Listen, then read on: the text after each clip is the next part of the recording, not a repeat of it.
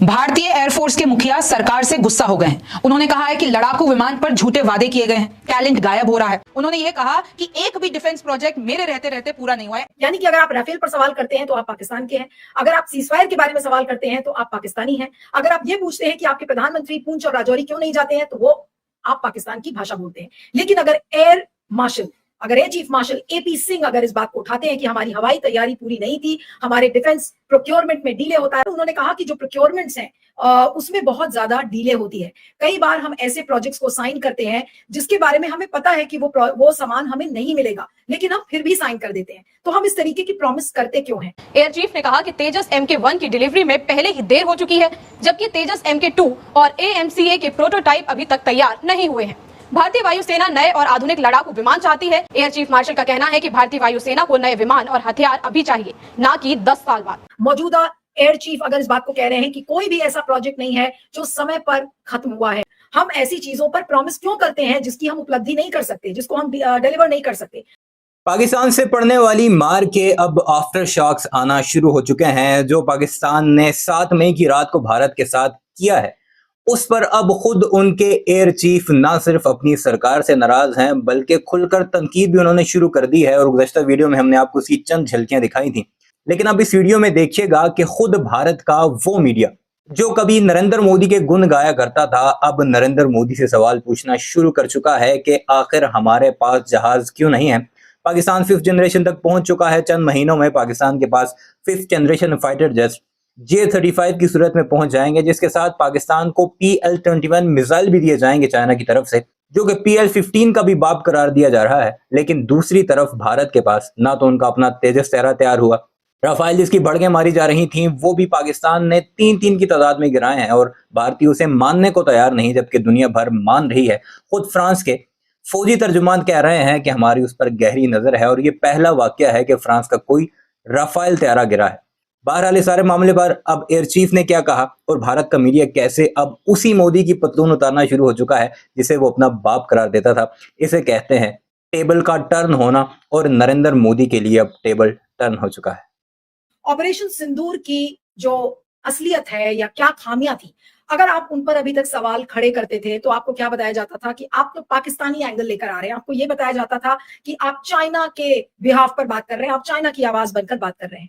अब अगर आपके अपने मौजूदा एयर फोर्स चीफ अगर आपकी खामियों को बताएंगे तो आप क्या कहेंगे? आप ये कहेंगे कि वो पाकिस्तान की भाषा बोल रहे हैं, उनको तो आप कह नहीं सकते। जी हाँ, मैं बात कर रही हूँ Indian air force chief air chief martial AP Singh की, जिन्होंने थर्सडे को एक CII का फंक्शन था और उसमें उन्होंने बड़ी दो टूक बातें कही, और बिना कोई लाग लपेट कर, बिना उसको वर्ड्स को मिन्स किए उन्होंने ये कहा। और जो अखबारों में जो खबर है उसको मैं आपको बताऊंगी भी कि क्या उन्होंने बोला है। उन्होंने कहा कि जो प्रोक्योरमेंट्स हैं उसमें बहुत ज्यादा डिले होती है। कई बार हम ऐसे प्रोजेक्ट्स को साइन करते हैं जिसके बारे में हमें पता है कि वो सामान हमें नहीं मिलेगा, लेकिन हम फिर भी साइन कर देते हैं। तो हम इस तरीके की प्रॉमिस करते क्यों हैं? अब आप ये सोचिए कि क्यों उन्होंने ऐसा बोला। उन्होंने साफ शब्दों में नहीं कहा कि देखिए हमारी एरियल तैयारी यानी कि जो हमारी हवाई तैयारी थी वो पूरी नहीं थी, लेकिन अगर आप उनके शब्दों के बीच में जाएंगे तो उन्होंने ये बिल्कुल साफ कह दिया कि जो हमारी हवाई तैयारी थी ऑपरेशन सिंदूर के पहले वो सही नहीं थी। तमाम अंतरराष्ट्रीय अखबारों ने इस बात को लेकर रिपोर्ट किया कि चाइना और पाकिस्तान ने मिलकर हमको बैकफुट पर लाने की कोशिश की, लेकिन अपने देश में ना राफेल पर बात होती है, ना हमारे देश में इस बात का जिक्र किया जाता है कि हमारा जो मिलिट्री इंफ्रास्ट्रक्चर है या एरियल इंफ्रास्ट्रक्चर था उसको कितना नुकसान हुआ। क्योंकि जैसे ही आप उस पर सवाल खड़े करते हैं तो आपको ये बोला जाता है कि आप पाकिस्तान की भाषा बोल रहे हैं। और आप ये सोचिए, आज भी सुबह संबित पात्रा ने एक प्रेस कॉन्फ्रेंस किया, जिस प्रेस कॉन्फ्रेंस में उन्होंने ये कहा कि कांग्रेस का एक सेक्शन है जो कि प्रो पाकिस्तानी है। यानी कि अगर आप राफेल पर सवाल करते हैं तो आप पाकिस्तान के हैं, अगर आप सीजफायर के बारे में सवाल करते हैं तो आप पाकिस्तानी हैं, अगर आप ये पूछते हैं कि आपके प्रधानमंत्री पूंछ और राजौरी क्यों नहीं जाते हैं तो वो आप पाकिस्तान की भाषा बोलते हैं। लेकिन अगर air chief martial AP Singh अगर इस बात को उठाते हैं कि हमारी हवाई तैयारी पूरी नहीं थी, हमारे डिफेंस प्रोक्योरमेंट में डिले होता है। मैं आपको एक ट्वीट दिखाती हूँ, जो कि ट्वीट को बहुत ध्यान से देखिएगा, और उस बाइट को तो मैं नहीं प्ले कर सकती हूँ क्योंकि इसमें कॉपीराइट इशू आएगा, लेकिन वो ये देखिए पीयूष, ये एक ट्विटर हैंडल है, नहीं दूसरा वाला ट्वीट प्ले करिएगा जो उसके पहले आपने दिखाया था। ये मैगजीन है वायु एरोस्पेस रिव्यू, जो कि एयरफोर्स पर रिव्यू लिखता है। उसका कहना है, Indian air force chief air chief marshal Amarpreet Singh says Timeline is a big issue. So once a timeline is given, not a single project that I can think of has been completed on time. ये बहुत बड़ी बात, मौजूदा air chief अगर इस बात को कह रहे हैं कि कोई भी ऐसा प्रोजेक्ट नहीं है जो समय पर खत्म हुआ है. None of the projects have got completed on time. Point number one. Point number two. So this is something we have to look at. यानी कि हमें इस चीज पर काम करना है. यानी कि हमने इस चीज पर काम नहीं किया. ऑपरेशन सिंदूर कर डाला, लेकिन हमने उस पर काम नहीं किया. दूसरा सेंटेंस सुनिए. Why should we promise something which cannot be achieved? हम ऐसी चीजों पर प्रॉमिस क्यों करते हैं जिसकी हम उपलब्धि नहीं कर सकते, जिसको हम डिलीवर नहीं कर सकते. While signing the contract itself, sometimes we are sure that it is not going to come up, but we just sign the contract. यानी कि हम नाम के लिए कॉन्ट्रैक्ट साइन करते हैं. ये बहुत बड़ी बात air chief marshal Amarpreet Singh ने कही कि हम कॉन्ट्रैक्ट साइन कर देते हैं, लेकिन हमें पता है कि वो डिलीवर नहीं होगा. We need to start designing and developing in India also. And when it comes to producing in numbers, the capacity comes in. यानी कि हमें अपने देश में मेक इन इंडिया की का बखान मोदी जी करते रहते हैं, लेकिन मेक इन इंडिया के नाम पर क्या हम एक्चुअली डिलीवर कर पा रहे हैं, ये तो कोई बताएगा. तो आज उसी चीज को लेकर अमरप्रीत सिंह जो कि एयर चीफ मार्शल है, उन्होंने कहा है कि we need to start designing and developing in India. भारतीय वायुसेना के प्रमुख air chief marshal Amarpreet Singh ने रक्षा उपकरणों की डिलीवरी में देरी पर चिंता जताई है. एयर चीफ ने कहा कि तेजस MK1 की डिलीवरी में पहले ही देर हो चुकी है, जबकि तेजस MK2 और AMCA के प्रोटोटाइप अभी तक तैयार नहीं हुए हैं. भारतीय वायुसेना नए और आधुनिक लड़ाकू विमान चाहती है ताकि वो और ज्यादा ताकतवर हो सके, लेकिन इन विमानों को बनाने में देरी हो रही है. इन विमानों का समय पर ना मिलना वायुसेना की योजना को नुकसान पहुंचा रहा है. आखिर ये विमान इतने महत्वपूर्ण क्यों हैं और इनकी डिलीवरी में देरी होना चिंता की वजह क्यों है, आइए आपको बताते हैं. भारतीय वायुसेना के प्रमुख air chief marshal Amarpreet Singh ने गुरुवार को एक प्रेस कॉन्फ्रेंस में बड़ी चिंता जाहिर की और कहा कि कई बार जब हम अनुबंध पर हस्ताक्षर करते हैं, हमें पहले से ही पता होता है कि वे सिस्टम समय पर नहीं आ पाएंगे.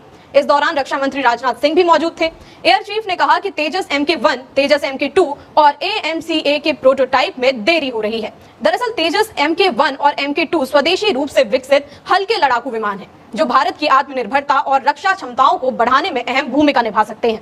ये विमान न केवल आधुनिक तकनीक से लैस हैं, बल्कि इन्हें भारत की जरूरतों के हिसाब से डिजाइन किया गया है. वहीं दूसरी ओर AMCA यानी भारत का 5वीं पीढ़ी का स्टील्थ लड़ाकू विमान है, जिसे भविष्य की युद्ध रणनीतियों के लिए तैयार किया जा रहा है.